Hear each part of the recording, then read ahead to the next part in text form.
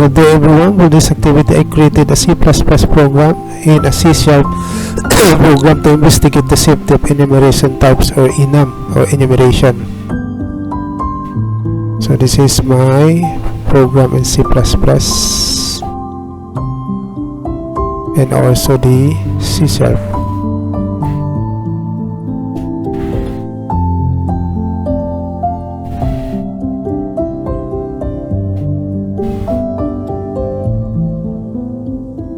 Kung i-compare natin ang results, mapapansin sa C++ ang enum o enumeration values ay lumalabas bilang numbers. Halimbawa, ang red ay 0, green ay 1 at blue ay 2. Ito ay bila dahil ang traditional C++ enum so enumeration ay halos tinatrato na parang integers.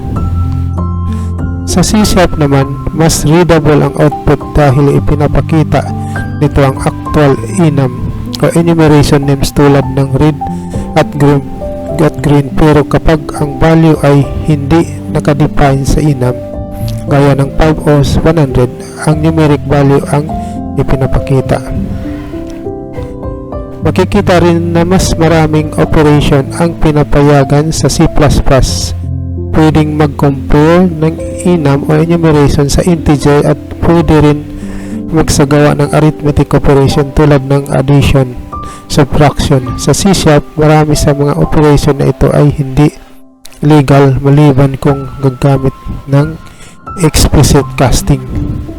Sa kabuuan, ipinapakita ng results na mas flexible ang C++ enum dahil mas marami itong pinapayagang operation, ngunit mas type safe ang C# enum so enumeration dahil nililimitahan nito ang mga operasyon na maaaring magdulot ng programming errors. So, question number 2, we have to discuss the source code. Ngayon na madidiscuss ko ang source code ng C++ at C# program. Una, gumawa tayo ng enum o enumeration na tinatawag na color na may tatlong values, red, green, at blue. Sa parehong language, ang enum ay ginagamit para magbigay ng pangalan sa mga constant values. By default, ang red ay may value na 0, green ay 1, at blue ay 2. Pagkatapos, gumawa tayo ng variable na C na may type na color. Ito ang ginagamit natin para subukan ang iba't ibang operasyon sa enum o enumeration. Sa unang operation, in-assign natin ang green na variable sa variable. Dahil ang green ay may value na 1, yun ang lumalabas sa output. Sa pangalawang operation, nag-assign tayo ng integer value na may 5 gamit ang type casting kahit wala ang 5 sa lista ng red, green at blue. Tinatanggap pa rin ito ng program. Sa pangatlong operasyon, kinumpare natin ang red at green dahil magkaiba sila. Ang result ay false. Sa C++, ang false ay lumalabas bilang 0, habang sa C# naman ay false.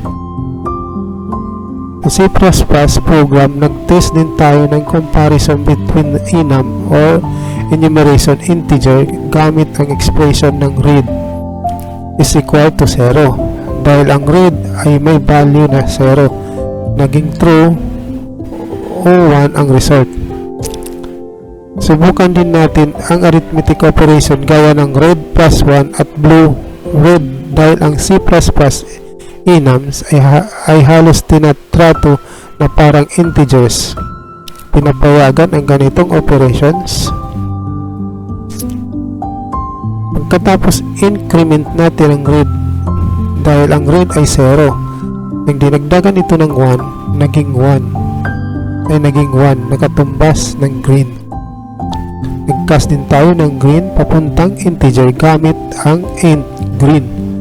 Dahil ang value ng green ay 1, yun din ang lumalabas sa output. Isa pang test ay pag-assign ng value na 100 sa enum variable kahit wala ang 100 sa enum definition. Tinatanggap pa rin ito ng C++ at C# kapag gumamit ng casting. Sa huling operation, multiply natin ang blue sa 2 dahil ang blue ay may value na 2. Naging 4 ang resulta. Based sa source code at outputs, makikita na ang C++ enum or enumeration ay mas flexible dahil pinapayagan nito ang maraming operations na parang integers.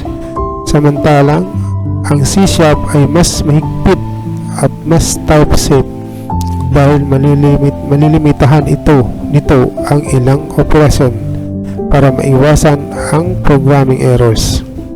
Sa conclusion, mas flexible ang C++ enums, pero mas safe gamitin ang C# enum dahil mas mahigpit ang type checking nito. Thank you.